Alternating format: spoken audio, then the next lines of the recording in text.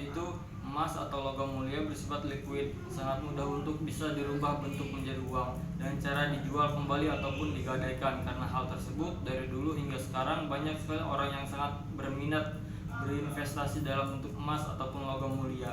Banyak bank syariah maupun lembaga keuangan non-bank memiliki fasilitas atas produk gadai terhadap emas atau logam mulia ini. Maka ungkapkan perbedaan produk gadai emas yang ada pada bank syariah dan lembaga pegadaian syariah. Sertakan pendapat Anda, fasilitas gadai emas atau logam mulia dari bank syariah atau pegadaian syariah kah yang lebih menguntungkan? Yang jawabannya itu di Indonesia terjadi dualisme institusi gadai syariah, yaitu pada pegadaian syariah dan perbankan syariah. Pegadaian syariah melayani objek gadai selain emas dan barang yang bernilai tinggi seperti barang-barang elektronik seperti laptop, handphone, dan surat-surat kendaraan, sertifikat tanah, sertifikat rumah. Dan tujuan pegadaian syariah itu untuk mempermudah masyarakat dalam menggadaikan barang-barang yang bernilai ekonomis tinggi. Bukan hanya emas dan logam mulia saja, akad yang digunakan dalam pegadaian syariah itu akad murabahah, sedangkan bank syariah tidak menerima gadai selain emas dan hanya diperuntukkan untuk orang menengah ke atas dan hanya lagi dikarenakan darurat saja. Produk gadai emas yang dijalankan bank syariah yaitu bank pemerintah pembiayaan atau pinjaman kepada nasabah dengan prinsip card dalam rangka rahan.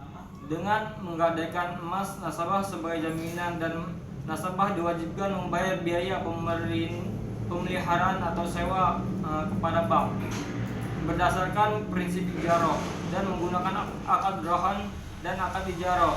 Menurut saya, gadai yang paling mempermudah itu hanya di pegadaian syariah, karena tujuan pegadaian syariah itu bertujuan untuk kalangan menengah ke bawah yang tak punya emas atau logam mulia. Dalam keadaan kepepet, masyarakat bisa menggadaikan barang-barang ataupun sertifikat yang bernilai tinggi seperti laptop, sertifikat tanah, atau rumah. Hal inilah yang pada akhirnya saya berpendapat bahwasanya pegadaian syariah itu mempermudah kalangan masyarakat menengah ke bawah.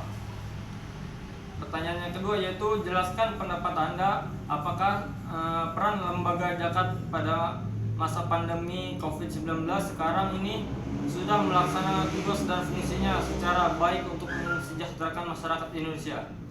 Jawabannya yaitu, peran lembaga zakat saat ini sangatlah dinantikan oleh masyarakat yang perekonomiannya minim, karena dengan adanya penyaluran dana maupun bantuan apapun dari lembaga zakat itu sangatlah membantu. Akan tetapi di masa pandemi ini sangat banyak masyarakat yang mengalami menurunnya pendapatan mereka, bahkan kehilangan pendapatan mereka untuk memenuhi kebutuhan hidup sehari-harinya. Karena di pandemi ini banyak kalangan para pekerja di PHK dan dirumahkan mengingat virus corona yang semakin meningkat dan pabrik-pabrik banyak yang bangkrut, ditambah lagi banyaknya bencana alam yang terjadi di tahun 2020 ini. Karena banyaknya masyarakat yang mengalami kehilangan sumber pendapatannya, yang menjadikan lembaga bisa membantu masyarakat secara menyeluruh, dikarenakan sumber pendapatannya tidak sesuai dengan keadaan masyarakat yang membutuhkan dari lembaga amil zakat ini. Dari penjelasan saya tadi, maka lembaga zakat saat ini sudah berjalan dengan semestinya, akan tetapi tidak optimal dalam pelaksanaannya karena kebutuhan yang dibutuhkan oleh masyarakat tidak terpenuhi karena tidak seimbangnya antara permintaan dan pendapatan lembaga zakat itu sendiri.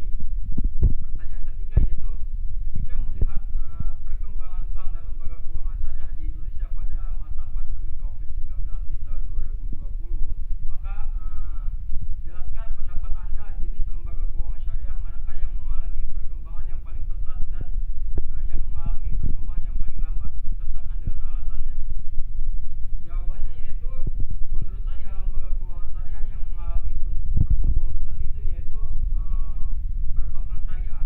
Walaupun di tengah pandemi COVID-19, aset perbankan syariah Indonesia pada semester awal 2020 mencapai 545,39 triliun, tumbuh 9,22%, yang awalnya di bulan Juni 2020 hanya tumbuh di angka 6,18% saja.